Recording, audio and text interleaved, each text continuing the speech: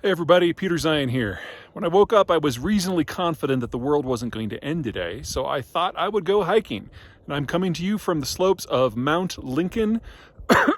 It's the Mosquito Range of central Colorado there behind me, and the headwaters of the Platte River. Hey, Nebraska.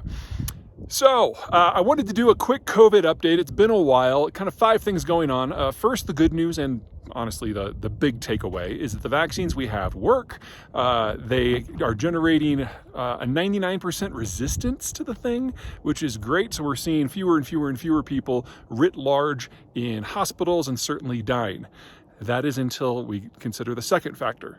Until recently, with the Alpha strain, we were fine. That was the one out of UK, or the original China strain. But now we've got these other strains. The Beta one out of South Africa, the Gamma one out of Brazil, and worst of all, the Delta one out of India. Now, Delta is probably the one you've been hearing the most about. It is the most communicable public health threat that we have seen since measles. It's almost 2.5 times as communicable as the original strain out of China. That makes it 500 times as 500 times as communicable as the flu, excuse me. Whoa, error, fact check, error. Not 500, definitely not 500. The original coronavirus strain was about 2 to 3 times as communicable as the flu, and the new Delta variant is about twice, maybe 2.5 times as communicable as the original China strain. You add that up and we're looking at a difference of, let's call it 5 to 7. Now, that's not the whole story, of course. You're communicable with coronavirus for 3, 4, 5 times as long as you are with the flu. And usually for the first few days of that, you're asymptomatic. So it spreads a lot more, but definitely not 500. Okay. Oh, and that's Mount Democrat. Everyone say hi. And now back to our originally scheduled mountain log. 5 times the lethality rate of measles. So, if you're looking at this on a math point of view, the vaccines are, obviously a no-brainer. But what that means is number 3 is we're going to be seeing some lockdowns and some mask mandates again. Only about half of the American population is immunized, concentrated in certain parts of the country. Now, those parts of the country that have been immunized are the economically stronger parts of the country, a lot of the major cities, for example.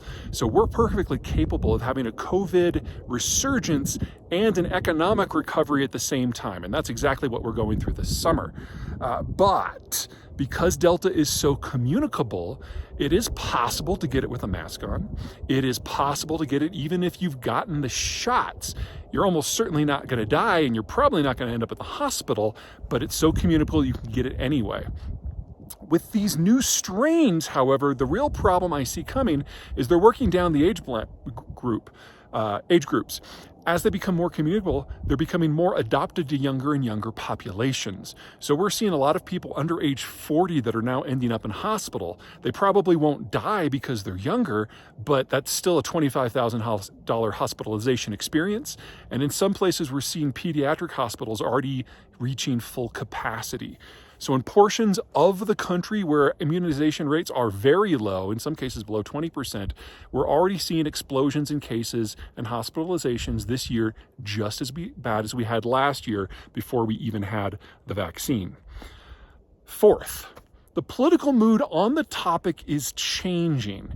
Because a lot of the areas that have low vaccination rates are also strong Trump supporters, there was this real resistance in the political class of the Republican Party to push the vaccines. Well, that is until they had to pay for them. We have stimulus spending that has allowed anyone who has gotten sick to get federal coverage for free. Well, that's probably going to end this summer. And then it's a debate between the states and the insurance companies of who has to pay for it. And the insurance companies are making the case that, if you've had a chance to get a vaccine, you don't get it. This bill is yours. So we're seeing governors in Utah, in Alabama, in Florida suddenly sing a very, very different tune. And we've even had a change in some of the media, especially at Fox News, starting to become much more pro-vaccine writ large. Now, for those of you that this doesn't matter and you've made up your mind and you're never going to get it, a word of warning, not just on health, that should be obvious. The Nigerian and the Russian scamming community has identified you as the most gullible people on the planet, and they are doing everything they can to extort and steal your credit information because they think you will fall for anything. I'm not saying you're gullible. I'm saying the scammers think you're gullible, and you are now going to become the most fleeced group of voters in the United States. Okay, that's enough for today. We're probably going to come back in a couple days from a different mountain and do an economic update. Hope everybody has a great time. Until then, stay safe. Bye.